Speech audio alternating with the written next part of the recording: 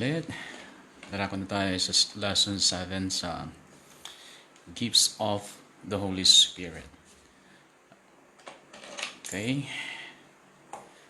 Start natin ito sa 1 Corinthians chapter 12 verse 7. 1 Corinthians chapter 12 verse 7.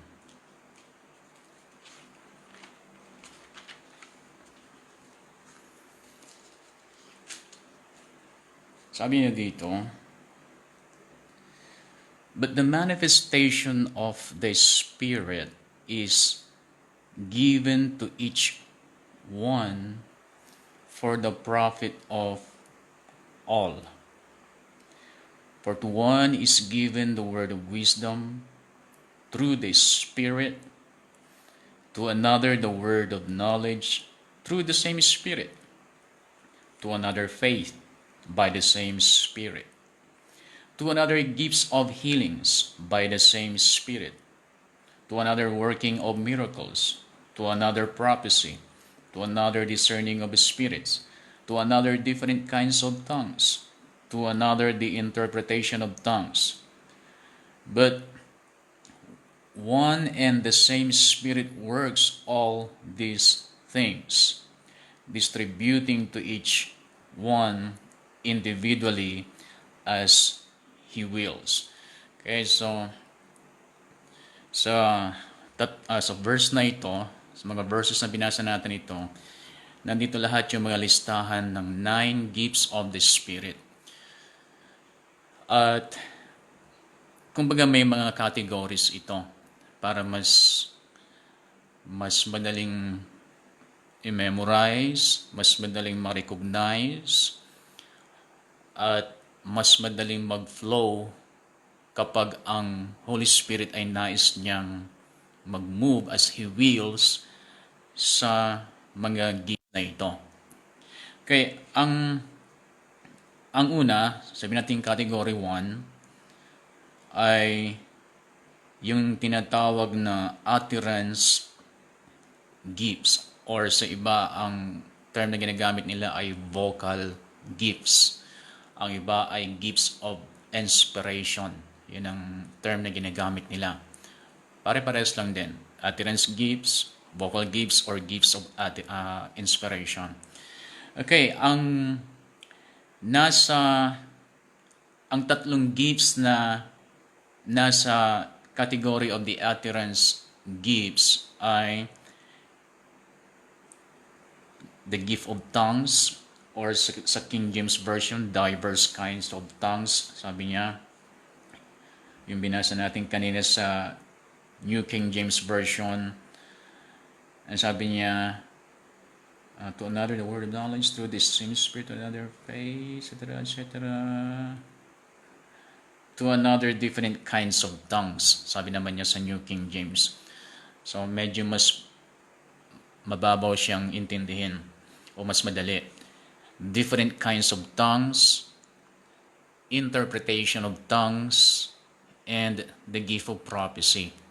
So ito yung mga tatlong gifts na nasa category ng gifts of utterance. Yung pangalawang category naman is the revelation gifts. Ang tatlong gifts na nasa category ng revelation gifts ay the word of knowledge, the word of wisdom, and discerning of spirits. And then pangatlong category is the power gifts. Yung tatlo naman na nasa power gifts ay the gift of faith, the gifts of healings, and the working of miracles. Okay, yung utterance gifts are the gifts that say something. Yung revelation gifts, the gifts that reveals something. Yung power gifts are the gifts that do something. Okay, so kung nakategorize natin ang lahat, Dahil pag nag-move ang Holy Spirit base sa Bible, ay halos magkakasama sila. Minsan nag-overlap lang. Minsan prophecy, pero ang laman ng prophecy is word of knowledge. Nag-overlap siya minsan. Pero usually yung kanilang or the gifts of healings, nagsama ang word of knowledge. Okay, so yung operation nito, yung manifestation nito, nag-overlap siya minsan. Pero yung category nga na ito ay nilagay natin sila sa halos magkakaparehas. Kaya nga, gifts that say something, gifts that reveal something, and gifts that do something. Okay. So, syempre, uunahin natin ang utterance gifts. Gifts that say something. At unahin natin ang gift of prophecy. So, prophecy is supernatural utterance in a known tongue. Known tongue. Okay? Prophecy is a supernatural utterance. It's a supernatural, hindi ito natural. It's a supernatural utterance in a known tongue.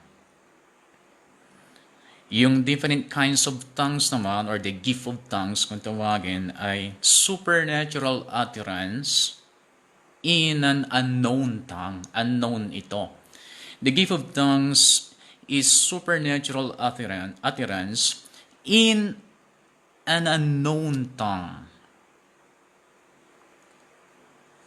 The interpretation of tongues is a supernatural showing forth. Interpretation of tongues is a supernatural showing forth of that which has been said in an unknown tongue. Interpretation of tongues is a supernatural showing forth of that which has been said in an unknown tongue.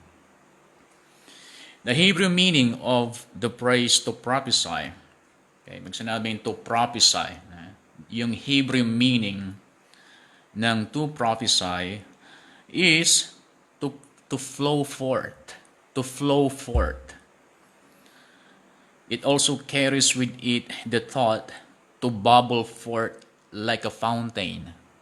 To bubble forth like a fountain. To let drop. To let drop. To lift up. To tumble forth. And to spring forth. The Hebrew meaning of the phrase to prophesy is to flow forth,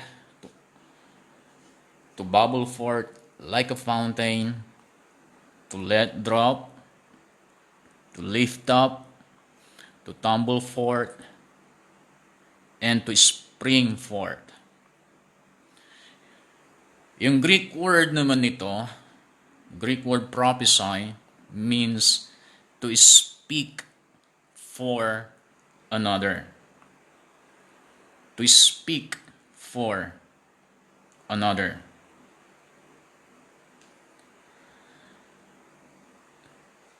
So prophesy can mean to speak for God or to be His spokesman. Prophesy means to speak for God or to be His spokesman. Base sa na-filter natin sa lahat ng mga Hebrew and Greek meaning ng word to prophesy, ang ating na-filter na meaning niya is to prophesy can mean to speak for God or to be His spokesman. Ayun, basahin natin muna ang 14:1 bago ko i-explore yung mga ibang meaning yung mga ibang Hebrew meaning ng to prophesy. 1 Corinthians 14:1, sabi niya dito, Pursue love and desire spiritual gifts, but especially that you may prophesy. Pag sinabi ng especially, pay attention to that. Special desire spiritual gifts, but especially that you may prophesy. Bakit niya sinabi kanina yung ibig sabihin ng to prophesy ay bubble forth like a fountain, to spring forth? Alam niyo kasi pagka ginamit ng Holy Spirit ang isang believer sa gift of prophecy, ang words of prophecy na lalabas sa kanyang bibig is coming out from the Holy Spirit who is living inside of us. Parang the Holy Spirit is speaking through us. That's why we believers, if we are being used by the Holy Spirit through the gift of prophecy, our words are inspired by the Holy Spirit. Dahil sa Kanya naman talaga nanggagaling. Ginamit lang niya yung ating vocal cord, kumbaga. At kapag well-developed na yung faith mo to flow in the Holy Spirit or with the Holy Spirit through the gift of prophecy, it will spring forth. Na para bang ang bilis niyang mag-deliver ng words of prophecy na actually hindi mo inisip minsan. Well, may connection yung ating mind, pero yung connection ng ating mind is just to deliver the message in a correct grammar as much as possible. Pero may mga ginagamit ang Holy Spirit na hindi sila well-educated when it comes to grammar. Kaya yung kanilang mga prophecy ay wala talaga, hindi tama yung grammar, but nandoon yung inspiration ng Holy Spirit, and that's why yung kanilang mga sinasabi ay alam mo, inspired by the Holy Spirit. At kapag ikaw na nakikinig ay nakatune in ka sa Holy Spirit, hindi ka mahirapang unawain yung mga nagpo-prophecy kahit na wrong grammar yung kanilang prophecy. Dahil pag gift of prophecy talaga ito, once na nag-tap in ka sa Holy Spirit, dahil gusto kanyang gamitin sa gift of prophecy, ito'y nanggagaling talaga sa Holy Spirit. Ginagamit yung ating vocal cord, kaya hindi ito nanggagaling sa ating isip. Ang connection lang ng ating isip dito ay yung pag-deliver natin ng maayos, yung mga message na nanggagaling sa Holy Spirit. Okay, so tayo as believers dapat well-equipped tayo to recognize kapag ang nagdi-deliver ng prophecy ay it's coming from the Holy Spirit. Kasi may mga imitators, may mga nag-i-imitate ng gift of prophecy. Pero kapag ikaw ay sanay na to dwell in the presence of the Holy Spirit, kapag ikaw ay sanay na makinig sa Holy Spirit dahil practice mo, lifestyle mo to fellowship with Him, so hindi na mahirap para sa iyo na i-determine kung yung prophecy na i-deliver ay galing talaga sa Holy Spirit or coming from another spirit. So hindi mahirap para sa iyo na i-determine yun. Pero mahirap, syempre, para sa atin, mahirap na i-determine kung ito ay Holy Spirit inspired or inspired ng another spirit kapag hindi natin practice yung makipag-fellowship sa Holy Spirit. At syempre, tayo mismo, hindi natin marirecognize kung tayo pala ay gusto niyang gamitin through the gift of prophecy. Yan, kaya sinabing ang meaning dito ay to bubble forth like a fountain. Kasi parang fountain nga talaga na siya ay magfo-flow from the inside of you coming from the Holy Spirit. Na kahit hindi mo iniisip ito na sabihin, ay naibibigay sa iyo yung words of prophecy. Kaya ulitin ko, ang connection lang ng ating mind doon is para ayusin lang yung delivery. Para mas maging malinaw yung dating ng delivery. Yan, pero kahit hindi ka masyadong educated at hindi ka masyadong marunong sa grammar, ay you can be used by the Holy Spirit kasi it's the gift of utterance ito eh. It's gift. Right on that moment, it's a gift of utterance. Inspired utterance coming from the Holy Spirit. Okay, so we are encouraged by the Apostle Paul to desire especially the gift of prophecy or to prophesy.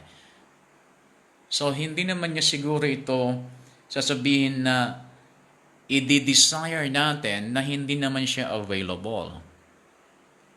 When we desire, especially the gift of prophecy, ibig sabihin nito, it is always available as He wills. So, even though sinabi niyang as the Spirit wills or as the Holy Spirit wills, although sinabi niyang ganun, na ayon sa kagustuhan ito ng banal na Espiritu, kapag tayo ay dinidesire talaga natin, kinikrave natin spiritually to be used by God through the gift of prophecy, then you are more prepared. And if your heart is prepared, the Holy Spirit can easily use your life. Nahihirapan ang flow ng Spirit of God sa ating kalagitnaan because no one is desiring it. No one is craving for it. Yun ang problema. No? Yun ang problema. Gusto natin matunghayan na ang banal na Espiritu ay kikilos sa ating kalagitnaan kasi once na ginawa niya ito, we will be blessed. We will be encouraged. We will be strengthened. Pero ang problema, inaabangan natin, gusto nating matunghayan, but we are not desiring to be used by Him.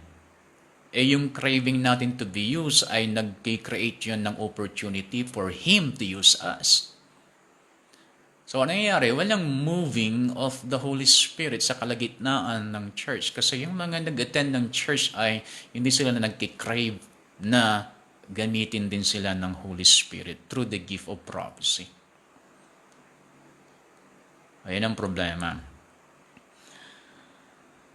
Tingnan pa natin yung verse 39. 1 Corinthians 14, verse 39. Ang sabi niya, therefore, brethren, desire earnestly to prophesy. Desire earnestly. Pag sinabing earnestly, yung intense yung desire mo. Hindi lang basta, gusto ko. Hindi. Kundi talagang mainit, masidhi yung puso mo na talagang gustong-gusto niya, talagang ninanais niya na magamit siya to prophesy. Alam nyo, nakaka-bless kapag ginamit ka ng Lord through the gift of prophecy. Mabibless yung mga tao sa'yo. Mabibless sila kapag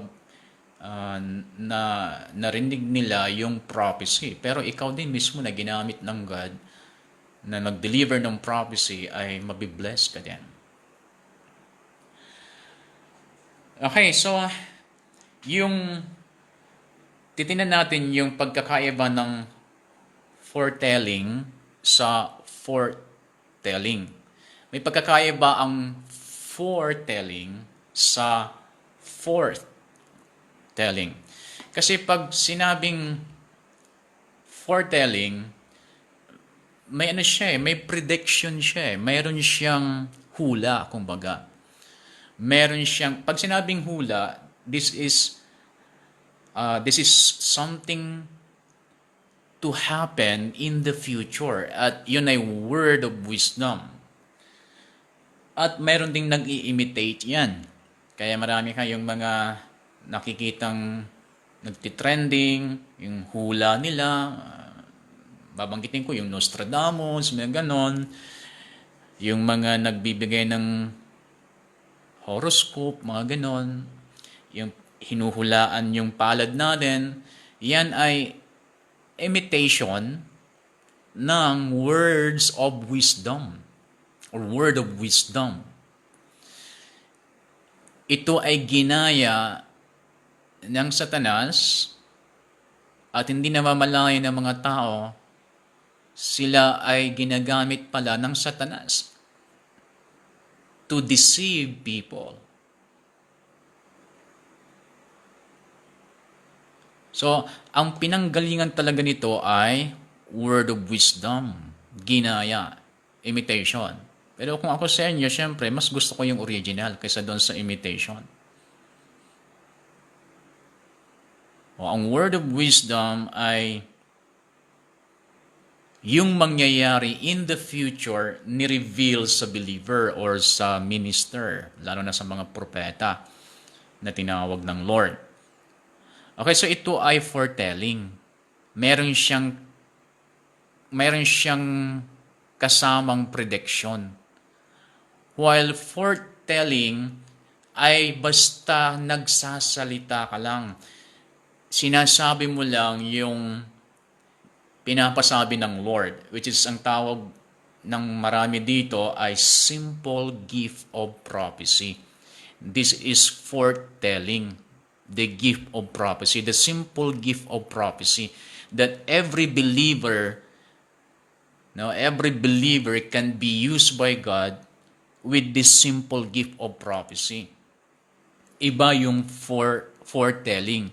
Kasi yung foretelling, meron na siyang kasamang revelation gifts, which is it's either word of knowledge or word of wisdom. Kasi yung word of knowledge naman ay isang pangyayari o isang bagay na nasa kasalukuyan or yung nangyari siya sa nakaraan. Ni-reveal ng God sa isang believer or sa isang minister yung nakaraan o kasalukuyan na ginagawa or nangyayari or nangyari na or ginawa na. Yan ay word of knowledge. So, meron din siyang kasamang hula, kumbaga, prediction, or, sabihin natin, yun, nahulaan nga, nahulaan, yung nangyari. Yung word of wisdom, hinuhulaan yung future. Hinuhulaan pagkasasanlibutan, pero sa word of wisdom ay talagang ipinakita na ng Lord yung future. And then, nahulaan yung nangyari, o nangyayari because of the word of knowledge as the Spirit wills. Hindi ito dahil sa gusto mo lang. Ito ay as the Spirit wills, ayon sa kagustuhan ng Banal na Espiritu.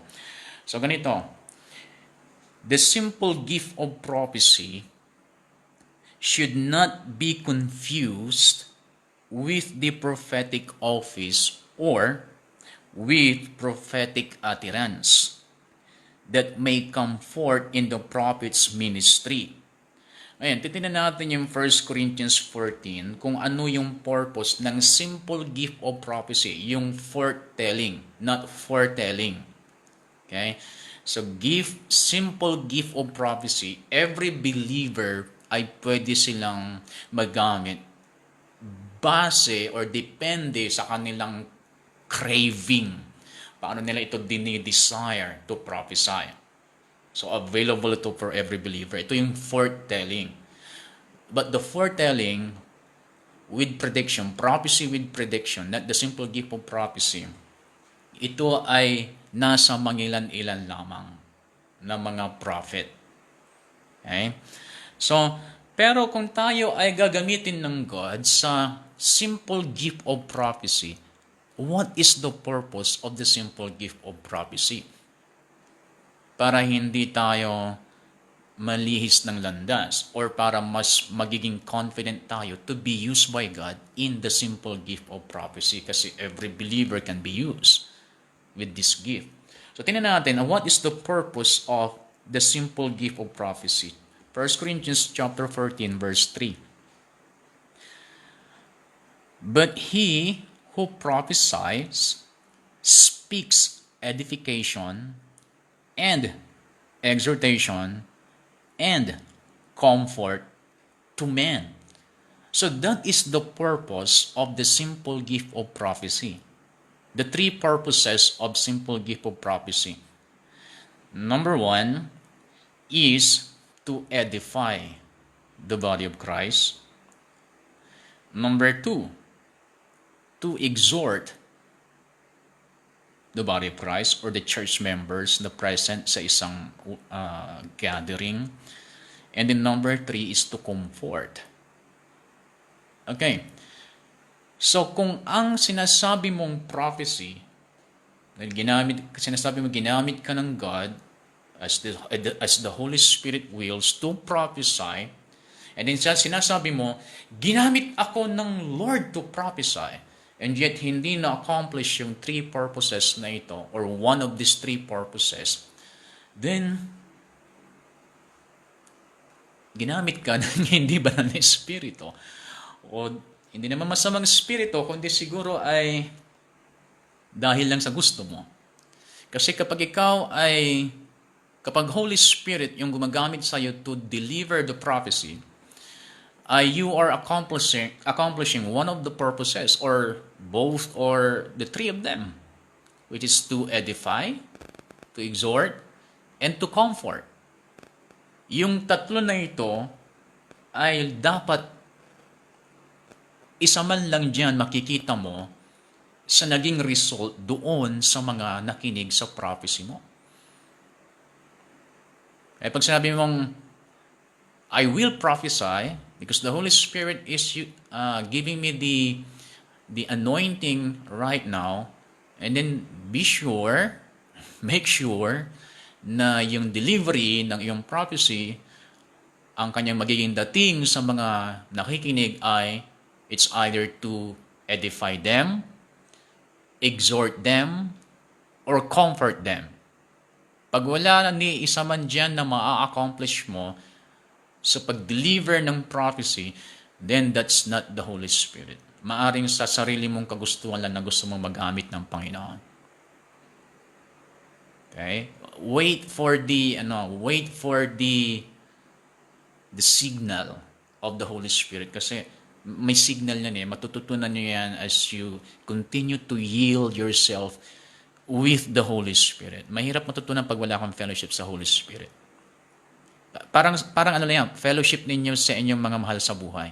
The more na nag-fellowship kayo, kahit minsan hindi na kayo mag-uusap, alam niyo na kaagad kung meron siyang gustong ipagawa. At kung meron man siyang gustong ipagawa, alam niyo kaagad kung ano na yon. May mga bagay na alam niyo na kaagad sa Kanya. Dahil sa inyong fellowship with one another. So, ganun sa gifts of the Holy Spirit.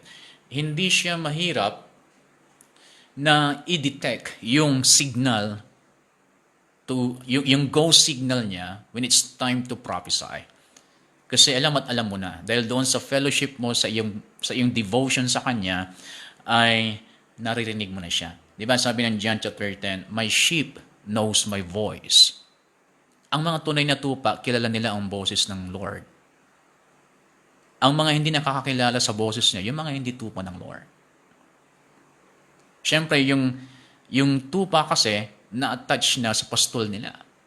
Kaya kilala na nila yung boses ng kanilang pastol. Kaya kung ibang boses ang kanilang naririnig, lumalayo sila. Kasi alam nila, ang ibang boses, kalakip nun is danger. Para sa tupa, kung mayroong ibang boses silang naririnig, ang kalakip nun is danger. Kaya sila'y mas lalapit sa kanilang tupa. Hahanapin nila kaagad yung tupa, ay yung pastol nila. Yeah, so my sheep knows my voice. Okay, so yung simple gift of prophecy, which is to exhort, to edify, to comfort, yung prophecy na ito, wala siyang halong revelation. Walang revelation. Walang kapahayagan.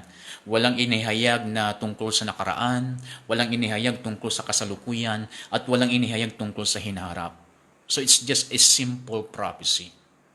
And the purpose is to exhort the people, to edify the people, and to comfort the people. Okay? So,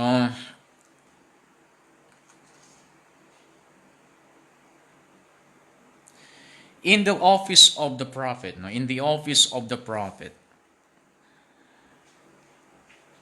yung revelation na kanilang nare-receive ay pwede nila itong i-deliver gamit pero ang gift of prophecy. Kaya yung foretelling ay using the gift of prophecy as a vehicle to deliver the revelation. Okay? So, mas mabigat, kumbaga, more authoritative yung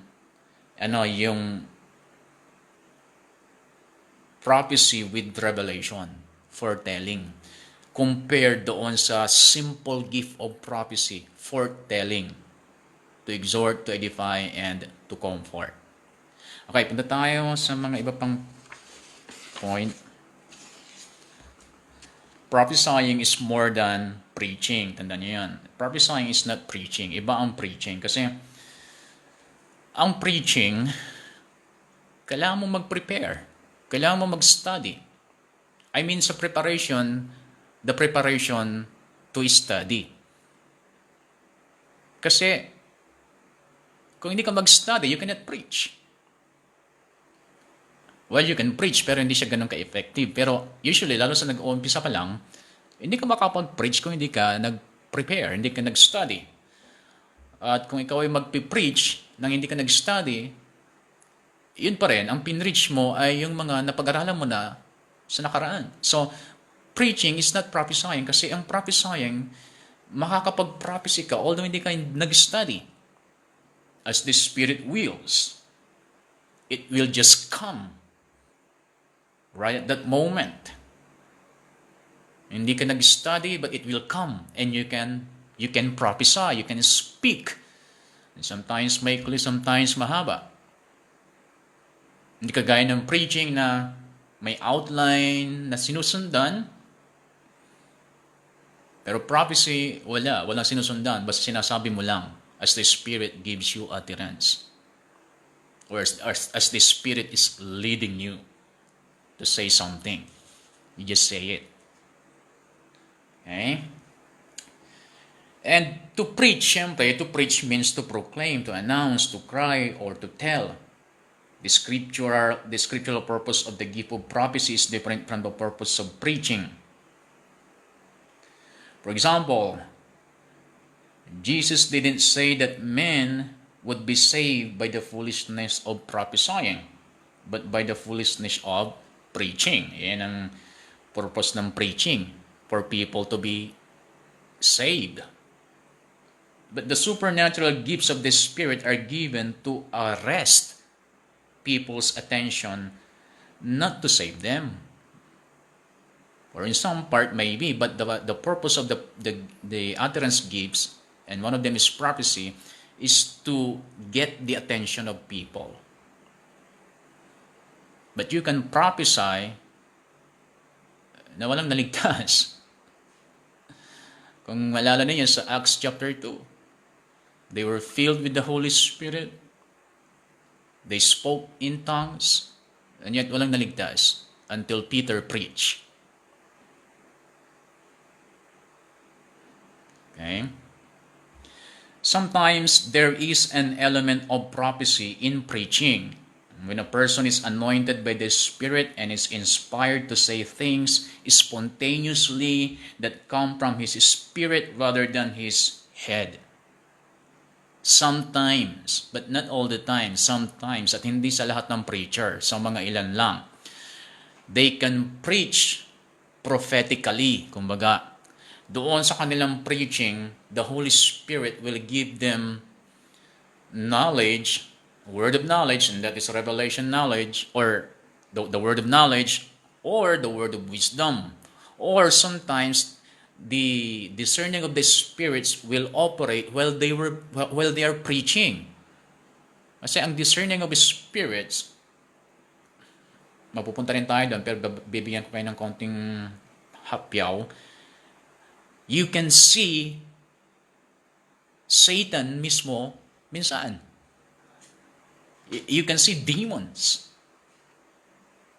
pag nag-operate yung discerning of spirits. And sometimes, while a preacher is preaching as the Spirit wills, sometimes mag-operate ang discerning of spirits. So, may mga preacher na mayroong element ng prophecy ang kanilang preaching, lalo kapag habang nagpipreach sila, the Holy Spirit move sa kanilang buhay, and then bigla na lang sabihin ang sabi ng Panginoon, thus saith the Lord, the Holy Spirit said, I will bless you, I will shower you with my favor. Maaaring sinabi niya yun sa individual or sa kabuuan, sa buong attendee. Sinabi niya, the Lord says that He has already blessed you and showered you with His favor. He will lead you to places na kung saan ay makikita mo ang kanyang kapangyarihan na magmamanifest. So pag narinig yan ng isang believer as the Spirit leads, sino namang hindi may encourage, sino namang hindi may edify, may exhort o mako-comfort, lalo kung siya ay nasa kalagitnaan ng problema. So may element of prophecy minsan ang preaching. But preaching is not prophesying. May element lang ng prophecy. And sometimes sa song leader, pag nag-exhort siya sa pagpapakanta niya, may element of prophecy din yon minsan. To exhort, to comfort, to edify. And sometimes may mga preacher, lalo sa mga prophet, no? Pag nag-preach yung mga prophet or the apostle, ay may revelation. Kaya ang tawag sa kanilang preaching is prophetic preaching. Dahil every time na sila magpipreach, may revelation. At minsan, hindi namamalayan ng preacher. Nagpipreach siya, tapos ang kanyang tinutukoy na pala ay yung kasalukuyang ginagawa ng isang nag-attend sa church na hindi naman sinabi sa kanya ng kahit sino mang tao, pero sakto mismo yung sinabi ng preacher ay sakto doon sa ginagawa ng isang attendee. O word of knowledge na pala yon, hindi alam ng preacher. Prophetic preaching na yon. And sometimes may mga prophet na kapag sila nag-preach ay mayroong prediction doon sa kanilang preaching. Kaya nga may mga preacher na pinalabas, nag-trending yung kanilang preaching na bago pa dumating yung COVID ay nabanggit na nila sa kanilang preaching. Mayroon na silang prediction. Hindi galing sa kanilang ulo, basta lumabas na lamang yun sa kanilang bibig. Yun ay word of wisdom in operation. Element ng kanilang preaching. Hindi naman nila sinabing, may pinapasabi ang Panginoon. May mangyayari sa ganito, sa ganyan. Tulad ng ginagawa ng mga manghuhula, di ba? Kailangan pa nilang pasikatin yung kanilang sarili. Kailangan pa nilang ipaalam na gano'n, ito ang nakikita kong mangyayari. Yung glory para sa kanila. Sila yung na napipray sa kanilang prediction. Halata kung kanino galing. So, ang word of wisdom sometimes nag-ooperate na pala sa isang preacher, hindi aware yung preacher, pero may prediction na yung kanyang preaching. And that is word of wisdom. Kaya, yan ang mga supernatural. Kasi ang church is supernatural. Yung kanta ng yung kanta ng Planet Shakers about supernatural, stepping in to the supernatural. Ang church talaga is supernatural. At kailangan nating bawiin yung mga nawala sa church. Kailangan nating ibalik sa church yung mga nawala sa church. At maraming nawalang supernatural sa church. Denying gifts of the Spirit na regular na nagmamanifest sa Book of Acts na kung saan nag-start ang church. O kailangan natin yung bawiin. Okay. The gift of simple prophecy operates through a person doesn't make him a prophet.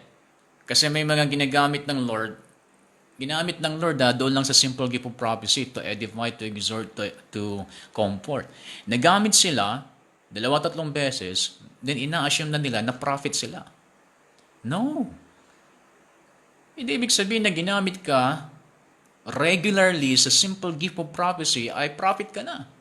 And on the other hand, kahit ikaw ay ginamit ng God sa word of knowledge, word of wisdom, even though regularly, hindi ibig sabihin na prophet ka na rin. Kasi mayroon pang ibang components ang New Testament prophet. Tulad ng in-explain ko sa inyo dati, the New Testament type of evangelist. Akala natin evangelist sila dahil sa pag nag-preach sila, ang daming tumatanggap sa Lord. Pero hindi. Ang New Testament type of evangelist ay not just to preach the gospel, kundi to perform miracles and healings. Babanggit na lang ako ng isang pangalan. Baka kilala nyo dahil nanggaling na siya sa Pilipinas. Si Andres Bisoni ba yun? Andres Bisoni, yung Argentinian. Try niyang i-search sa YouTube kung paano siya nagpe-perform ng mga miracles and healings and then nagpapatanggap siya sa Lord when he preached the gospel. Yan ang New Testament type of evangelist. Yung mga nagpe-preach na maraming tumatanggap ay hindi sila evangelist. Exhorter sila ayon sa Romans chapter 12. Exhorter. Okay? Ngayon, yung mga ginagamit ng God sa word of wisdom and word of knowledge, discerning of His spirits as the Spirit wills, hindi ibig sabihin na ginagamit sila doon regularly ay prophet na sila. Hindi. May mga iba pang dapat makita sa isang New Testament type of prophet. Prophet would of course prophesy, syempre, but a person who prophesies wouldn't necessarily be a prophet. Ang prophet ang pa-prophesy. Pero hindi ibig sabihin na nag-prophesy isang believer ay prophet na rin siya. Hindi. Also, a prophet would have more of the gifts of the Spirit in operation than just the gift of prophecy. He would have revelation gifts operating along with prophecy. Sa prophet, balance yun. Nag-operate siya sa simple gift of prophecy and at the same time, yung foretelling. Regular yan sa isang propeta. Regular yan. For example, sino pa bang buhay na propeta na hindi masyadong na-involve sa yung hindi masyadong nababash. Dahil maraming mga prophets ngayon na totoo naman na prophets sila pero minsan may mga wrong moves sila kaya sila nababash sa internet. Ang tayong may example ko lang kasi talagang balancing propeta ay si Kenneth Hagin. Kaso wala na si Kenneth Hagin, nasa langit na siya. So, wala akong maisip na isang prophet ngayon na talagang prophet talaga na balance. Si Cindy Jacobs kasi, prophet siya pero may mga wrong moves din siya. Hindi ako nagsasabi nun na base sa mga bash. Kasi hindi naman ako pwedeng mag-judge doon.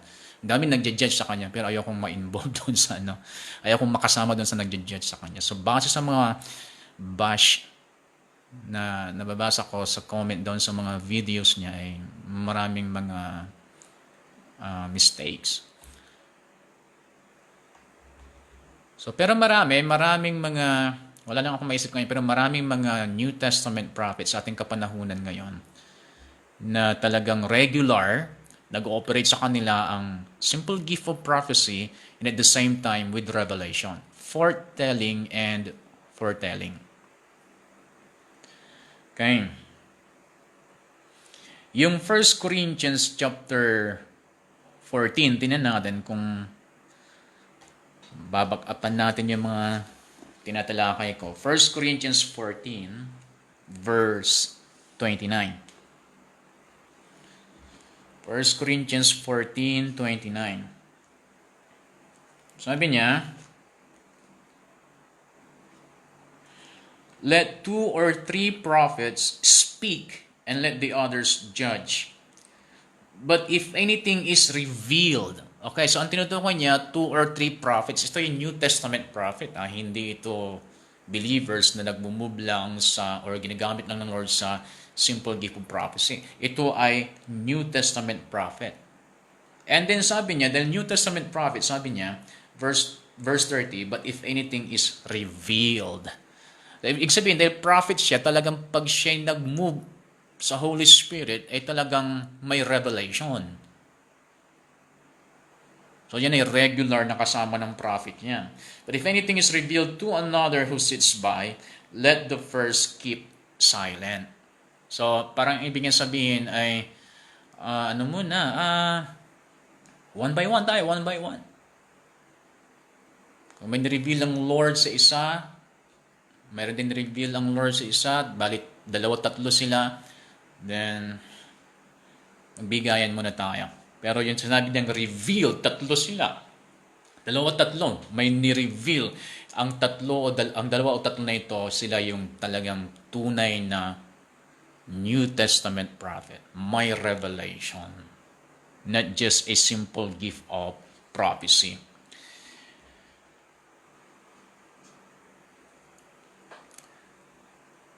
Okay, so we should not confuse the office of the prophet with the simple gift of prophecy, which we are all told to covet or desire.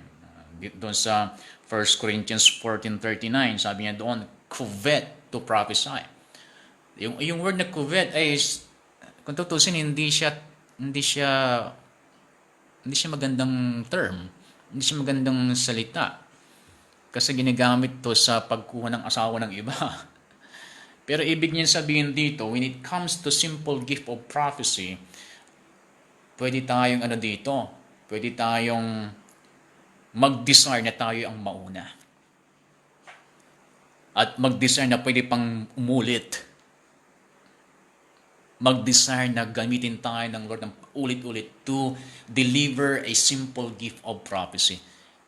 But when it comes to revelation knowledge, or when it comes to word of knowledge or word of wisdom or revelation gifts, kailangan 2 o hanggang 3 lang kapag may revelation. But when it comes to simple gift of prophecy, wala siyang limit. Depende na lang yon sa time limit na sinabi doon sa isang service na inatinan ninyo. Kung ang nag-preside ng meeting ay mapagtiis siya sa gutom, dapat i-consider niya na hindi lahat ng umattend ay katulad niya. Para at least, pwede niyang bawasan ng konti yung time at i-pursue kung wala namang special direction ng Holy Spirit. Huwag masyadong mahaba. Pero kung may special direction ng Holy Spirit, okay. Doon kayo hanggang sa gusto nyo. Hanggang sa gusto ng Holy Spirit. Pero sa mga ganung bagay, hindi madalas nangyayari yun. Okay, dito sa Acts chapter 21, titinan natin dito yung mga nag-ooperate regularly sa simple gift of prophecy. Sa Acts 21 verse 8. Acts 21 verse 8.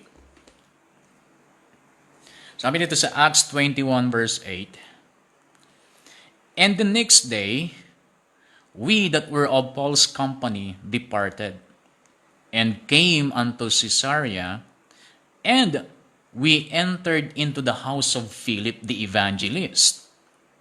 So this is Philip the evangelist, this is not Philip the apostle, which was one of the 7, and abode with him. And the same man, Philip, had 4 daughters, which did prophesy. So, Philip the evangelist, yung kanyang 4 na anak na babae, na mga dalaga, ay regular silang nagpa-prophesy. Yung regular silang nagpa-prophesy dito ay walang revelation. Simple gift of prophecy. Dahil sa bahay nila, pag mayroong Bible study o prayer meeting, anumang gathering na nandoon, yung mga anak ni Philip, 4 sila, regularly nagpa-prophesy sila. At syempre, dahil regular sila nagpa-prophesy, regular sila nag-i-exhort, nag-edify, at nagko-comfort ng mga uma-attend sa kanilang gawain. Ulitin ko these are not prophets. They are ladies being used as the Spirit wills to prophesy, to deliver a simple gift of prophecy for the purpose of edifying God's people, exhorting God's people, and comforting God's people. Dito pero sa Acts 21, makikita natin sa Acts 21 ay iba dahil hindi ito simple gift of prophecy lang. Sa Acts 21 verse 10, Acts 21 verse 10, sabi niya, and as we tarried there many days, there came down from Judea a certain prophet. Ito prophet talaga. New Testament prophet named Agabus. And when he was come unto us, he took Paul's girdle and bound his own hands and feet and said, thus saith the Holy Spirit, so shall the Jews at Jerusalem bind the man that owneth this girdle, and shall deliver him into the hands of the Gentiles.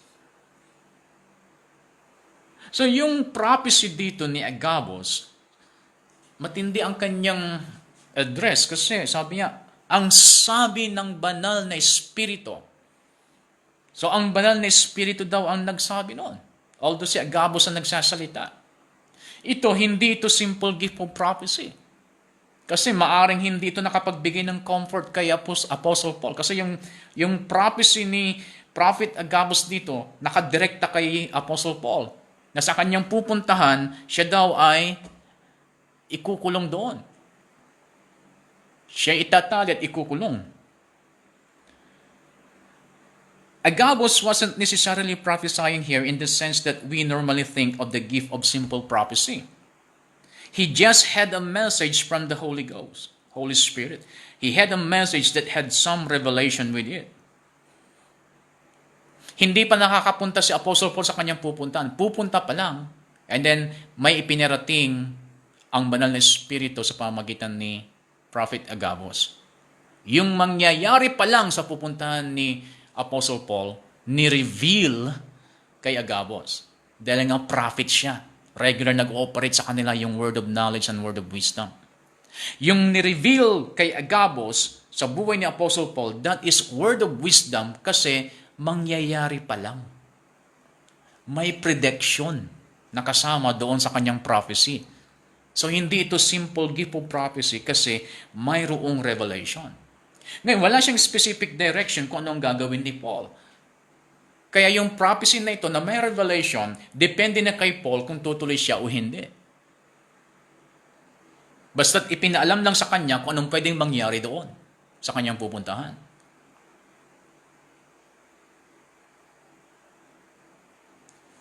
Okay, so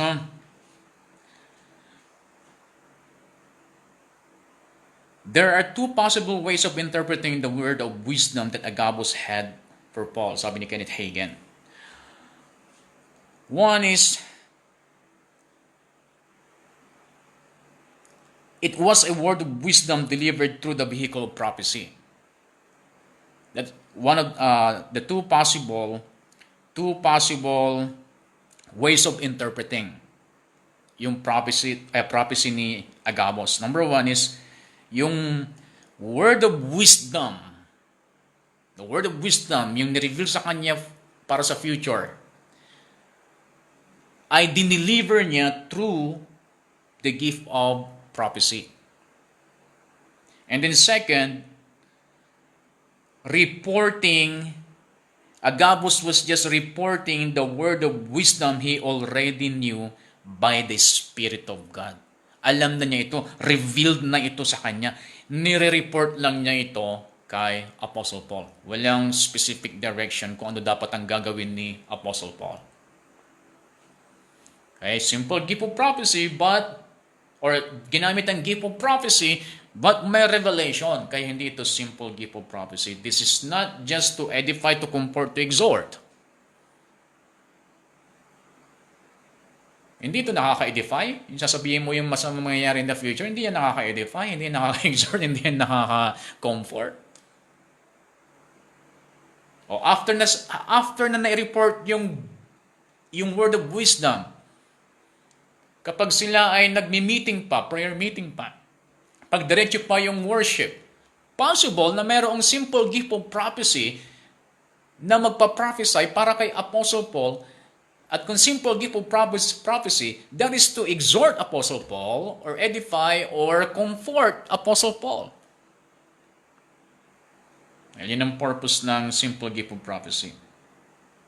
Therefore, we see that the prophet may prophesy, but the message he brings may not be simple prophecy at all. In other words, the message the prophet gives may come through the vehicle of prophecy, inspired utterance, but the message may actually be the revelation gifts in operation, such as the word of wisdom or the word of knowledge.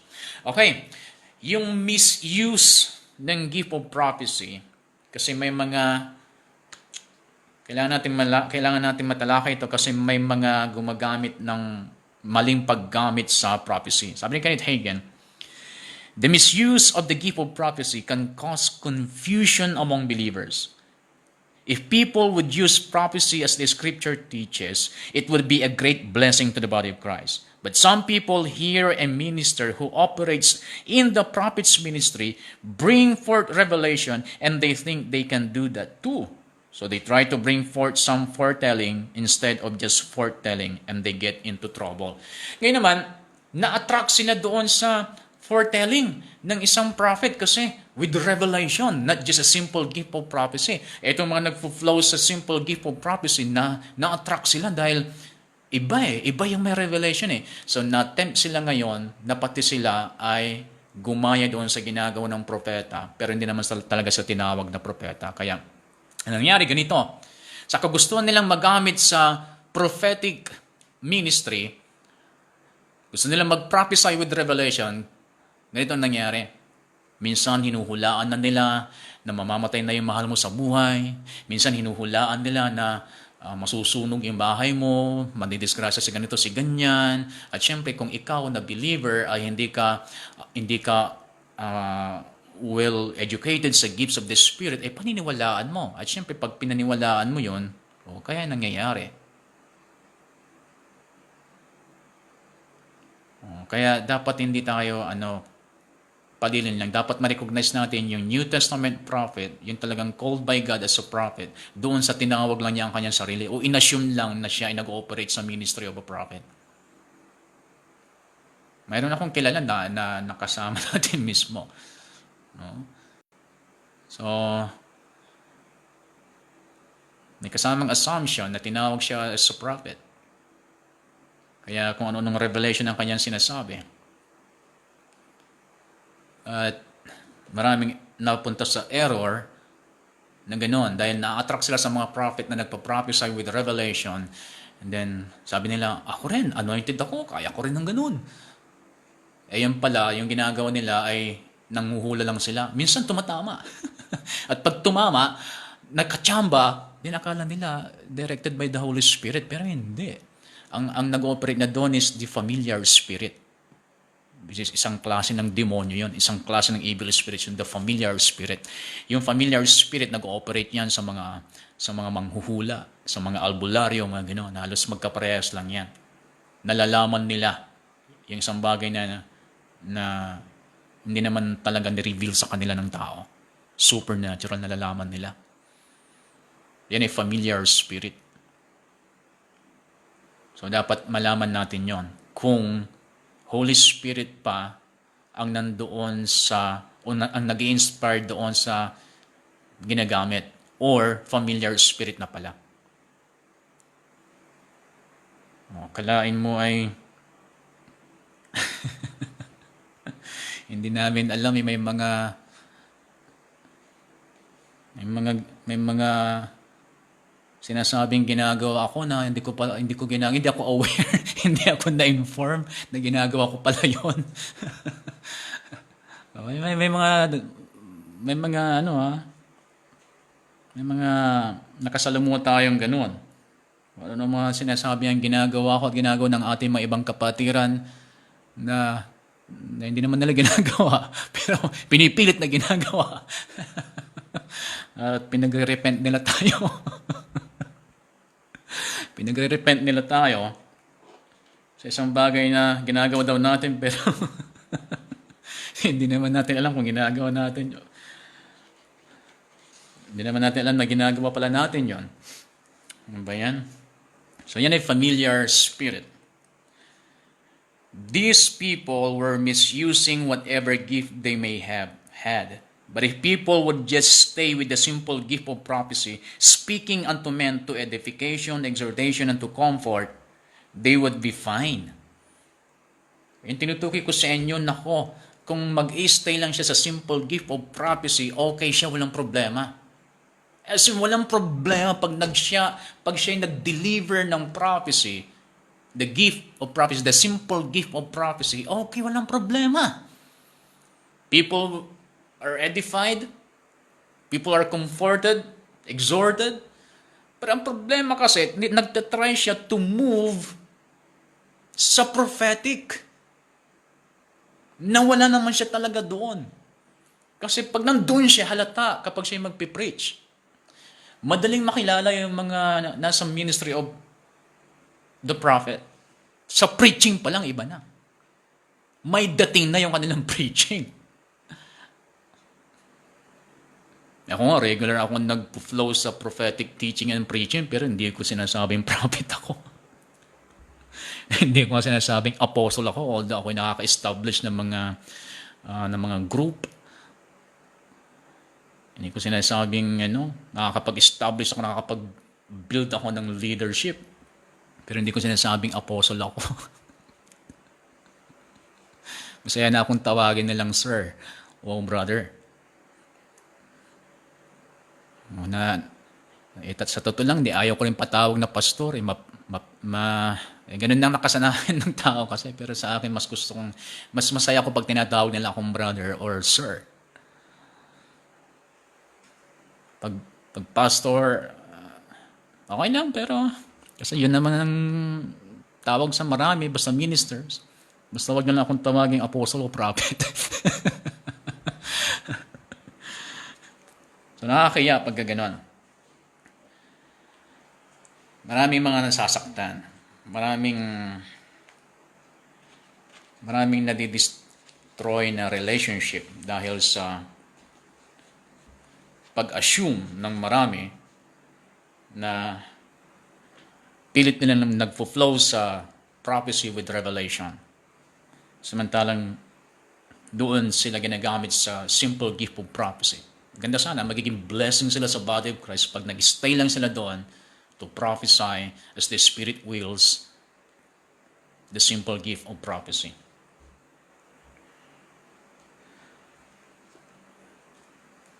Okay, the simple gift of prophecy, ulitin ko, paulit-ulit kasi baka masama tayo sa mga nag-misuse ng prophecy. Simple gift of prophecy is not prediction. Walang protection sa simple gift of prophecy. The Holy Spirit, the Bible says the Holy Spirit divides the gifts of the Spirit to every man severally as He wills. Ano sa 1 Corinthians 12:11. Severally as He wills. Marami as He wills. Also, you must then be in the Spirit. Ito, importante ito kasi dito nag-i-start yung error. Dito nag-i-start ang mistake. Okay. You must be in the Spirit for the gifts of the Spirit to operate. You must be in the Spirit for the Holy Spirit to operate. Gifts of the Spirit do not operate in the flesh. Kaya kung ang isang lalaki ay masyado siyang nahuhumaling sa kanyang pakikipagkaibigan, di ba? Meron siyang friend na babae. Yung lalaking minister, meron siyang kaibigan na babae. Masyado siyang nahuhumaling sa pakikipagkaibigan niya hanggang sa doon sa fellowship nila ng kanyang kaibigan ay hindi gaanong spiritual yung kanilang pinag-uusapan. And sometimes meron ng green jokes. Pag ito ngayon pumunta sa service, tapos nag-prophecy, I doubt. Kasi wala siya sa spirit. Before na pumunta siya sa meeting, lalo kung siya magpipreside, before siya pumunta sa meeting, hindi siya nagbabad sa prayer.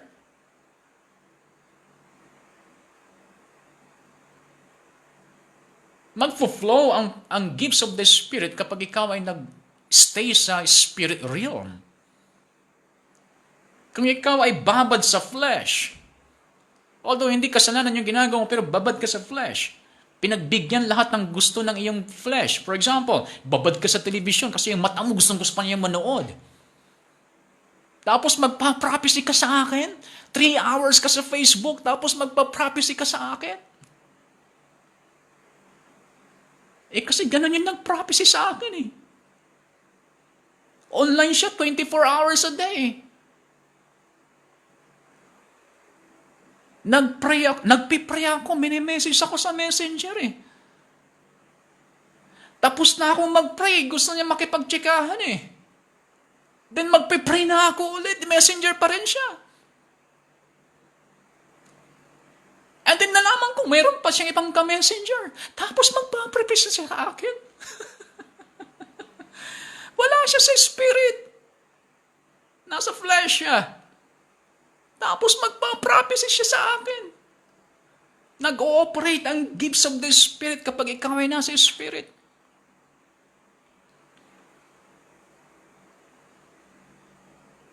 O kaya pag kayo umattend ng prayer meeting,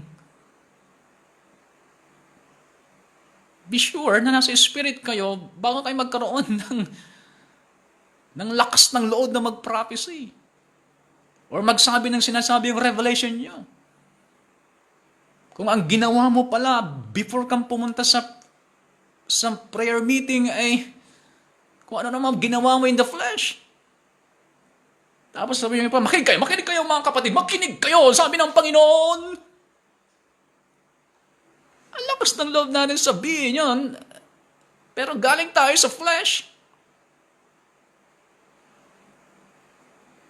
Error, ang kauwian mo error. I-assume mo na lang na ikaw ay nililid pa ng Lord. Pero actually, hindi na. You must wait upon the unction of the Holy Spirit. Pag sinabing unction is the anointing. You must wait upon the anointing of the Holy Spirit for the manifestation of spiritual gifts. That is not something we do apart from God. Ang iba, kahit wala ng Holy Spirit, ginagawa pa rin. Nagpa-prophecy pa rin kahit walang Holy Spirit. Basta naisipan, sige.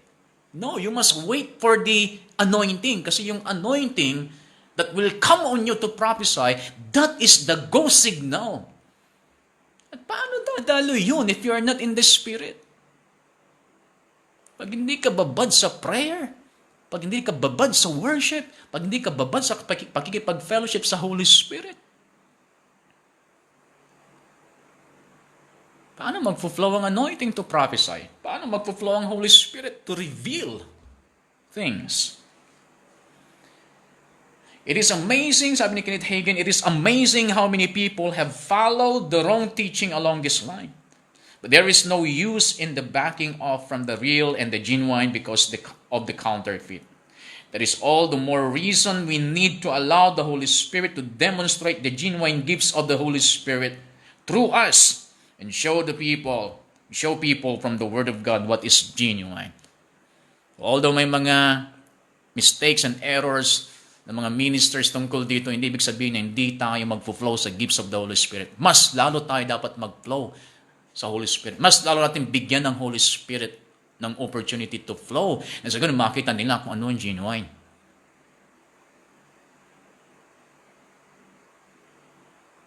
Okay? Sabi ni Kenneth Hagin, sometimes God may use you to give a word to someone. But that doesn't mean you can just turn the gifts of the Spirit on and off whenever you want to. Let's realize that what we have is from and by the Holy Spirit of God. And let's minister what we have according to the direction and unction of the Spirit of God. Kasi meron kasing meron ng hindi na siya nagsisik ng direction ng God kasi ang hinahanap niya ay isang tao magbibigay sa kanya ng word. Brad, anong word ng Lord sa'yo para sa akin ngayon? Sister, ano ang pinapasabi ng Lord sa akin? Alam niyo, minsan, sa dami na nagtatanong sa akin noon, hindi naman namin mga members, pero sa mga iba nating kapatiran sa ibang lugar, lagi nagtatanong, Pastor, meron bang revelation ang Lord sa inyo tungkol sa akin? Pastor, may pinapasabi ba ang Lord sa inyo para sa akin? Alam niyo, minsan parang gusto ko nang sumagot pero alam kong in the flesh yun Wala sa spirit Kasi ang gusto kong isagot, oo sister, may pinapasabi sa iyo ang Lord. Magbasa ka daw ng Biblia mo at makinig sa kanya sa prayer. Parang gusto ko na sabihin yun. Biblical Pero parang in the flesh na minsan. Wala ako sa spirit kaya hindi na lang ako nagre-reply. Gumaganito na lang ako. Ano ba yan? Ako na ang ginagawa nilang Holy Spirit. Sa akin na sila nanghihingi ng direction. Bakit ako ba? Lagi kong maririnig ang Holy Spirit kung hindi ako mag-spend time sa Kanya. Mabdali ko ba marinig ang Holy Spirit kung hindi ako magpipray?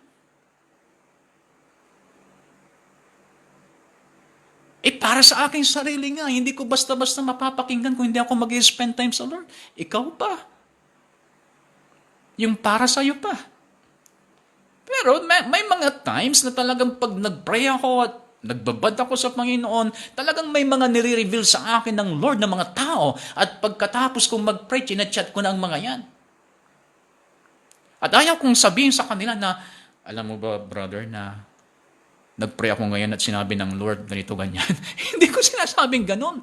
Nagkukonstruct ako ng mga message na hindi masyadong ang dating ay parang alam ko lahat. Dahil hindi ko naman alam lahat. May mga times na wala kang maitago kapag as the Spirit wills, kumilos siya sa aking buhay, wala kang maitago, nalalaman ko kahit na hindi kita kilala. Pero hindi laging ganun. Ang Holy Spirit and His gifts, wala siyang switch na minsan pwede mong i-on anytime na gusto mo at pwede mong i-off anytime. Hindi siya ganun. So, huwag kayong maghanap ng word sa tao. Praise God kung meron. Tanggapin mo at magpasalamat ka. Kung alam mo naman ito ay direction ng Lord. Alam mo naman kung galing sa Lord. Pag simple gift of prophecy, alam mo. Kasi, bakit? The purpose of prophecy is to exhort, to edify, to comfort. Ngayon, kung mayroong revelation, kung totoo, aminin mo. Huwag mong itago. Baka naman totoo, hindi mo ninaamin. Kung totoo, aminin mo. Pero kung hindi totoo, huwag kang susunod sa kanyang sinabi. Dahil baka mapahamak ka mismo.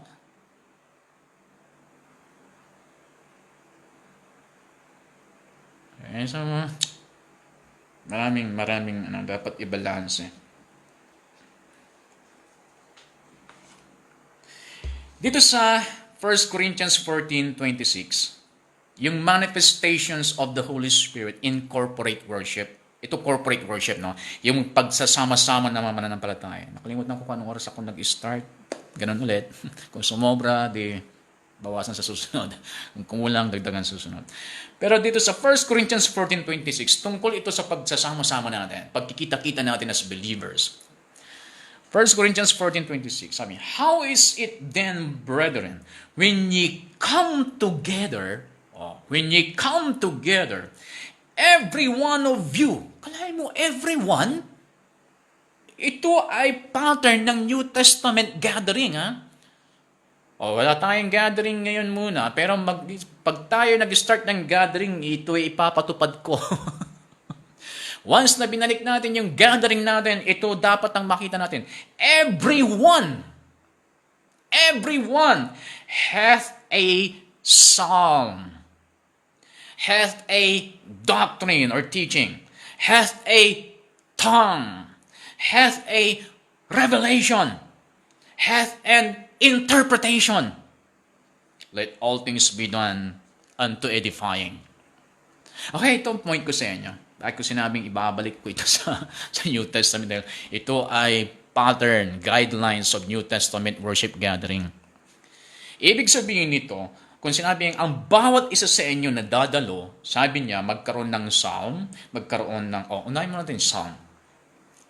Kung a-attend ka ba ng church, basta-basta ka ba magkakaroon ng psalm? Pag psalm, ito ay, mamaya mas tatalakayin ko ito, pero ito ay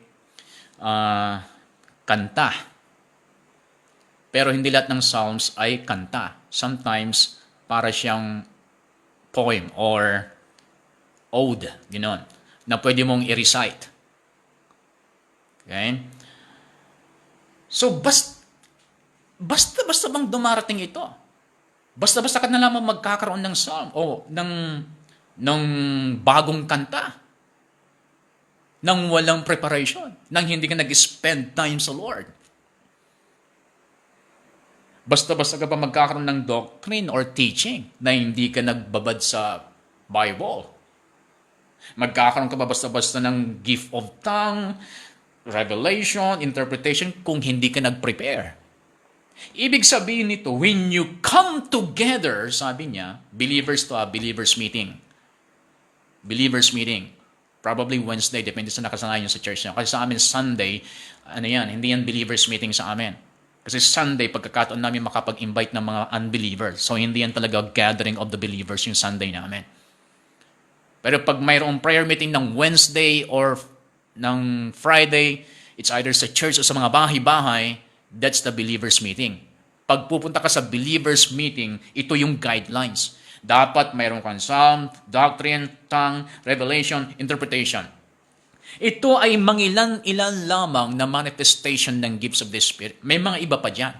Ang pinupunto lang ni Apostle Paul dito, hindi ka magkakaroon ng psalm kung hindi ka babad sa presensya ng Lord.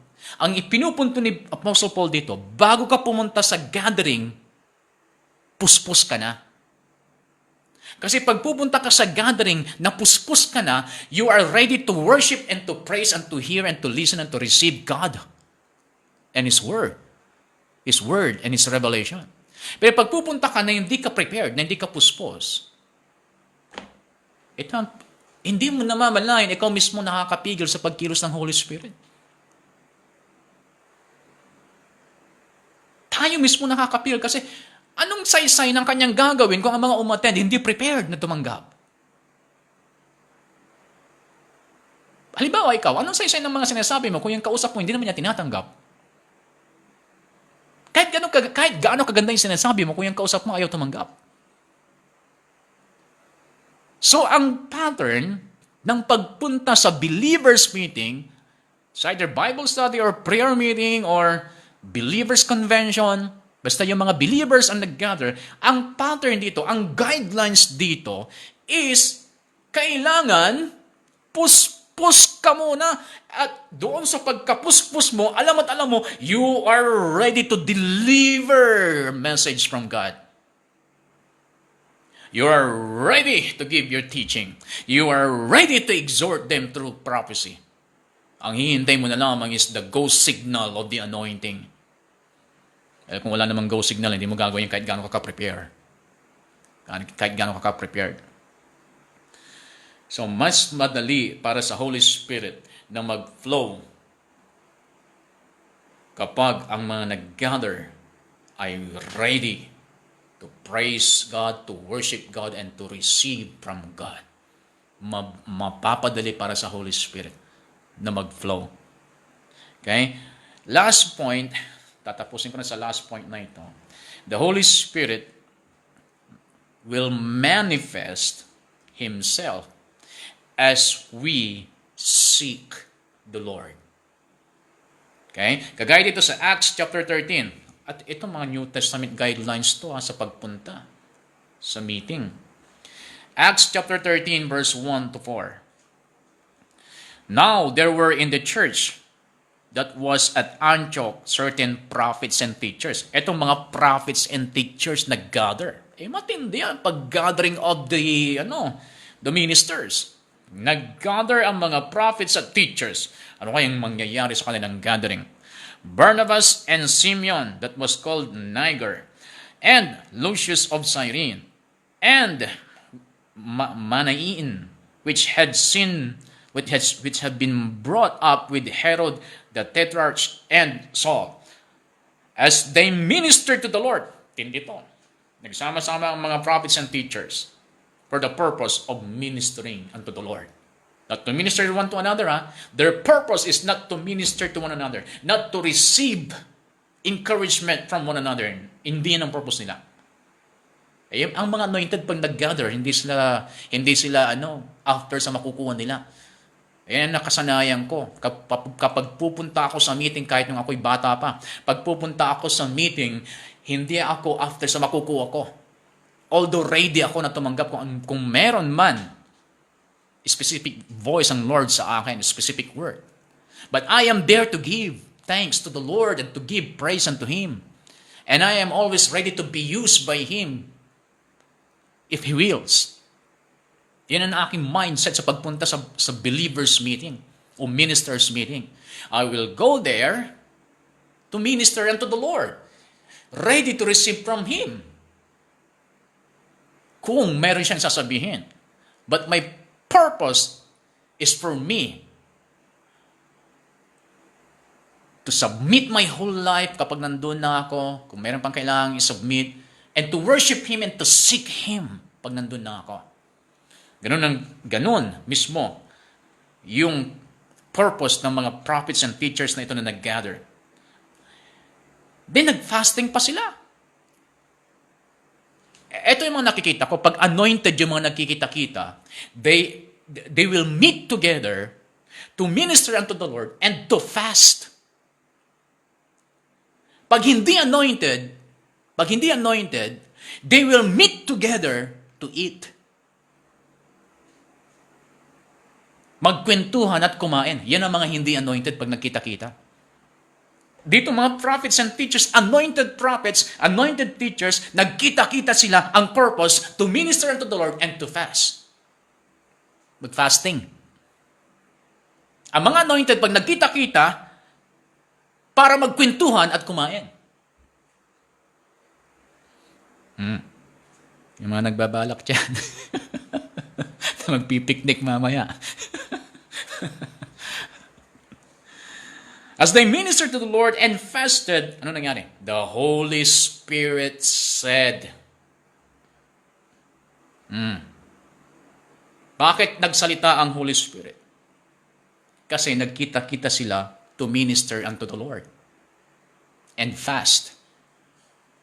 Bakit nag-fast sila? Para tumahimik ang flesh.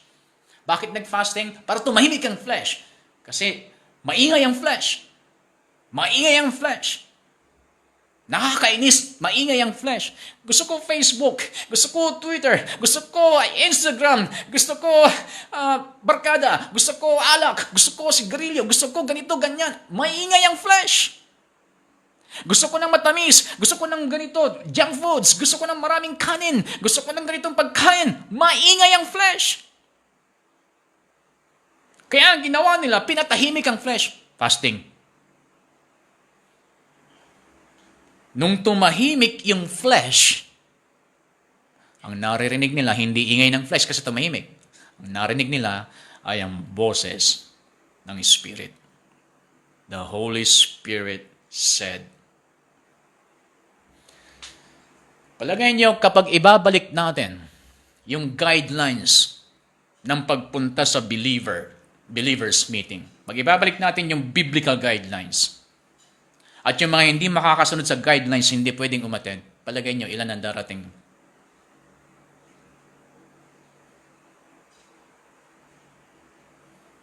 O dyan sa Rema mismo, ibabalik natin yung guidelines ng pagtitipon-tipon. Ilan sa inyo mga estudyante ang makaka-attend sa next fellowship nyo dyan? Kung ang pagbabasihan, ang pwede lang dumating ay 1 Corinthians 14:26 at Acts chapter 13, 1-4. Kung yan ang pagbabasihan, ilan sa inyo ang pwedeng makarating? Dahil pwedeng umattend. Ako, matindi to. Pero hindi natin talaga nakikita ang supernatural manifestation of the Holy Spirit sa church ngayon kasi ang church ngayon ay nalihis ng landas. Kailangan tayong bumalik sa dati para bumalik din ang supernatural manifestation of the Holy Spirit. Okay, dito muna tayo magtatapos. Meron pang konting mga points about the gift of prophecy. Pero sa next lesson natin, tatapusin ko hanggang gift of tongues at interpretation of tongues. Dahil pag hindi ko tatapusin ito ng sapilitan, ay hindi natin matatapos yung revelation gifts at power gifts. Pero talagang sasadyain kong magkaroon ng maraming time sa utterance gifts kasi ito ang madalas na nakikita sa church at ito ang madalas pang makikita sa church. At madalas na nagiging dahilan ng confusion sa church. Kaya okay lang na mas nakarami tayo sa utterance gifts. Okay? So, you're blessed.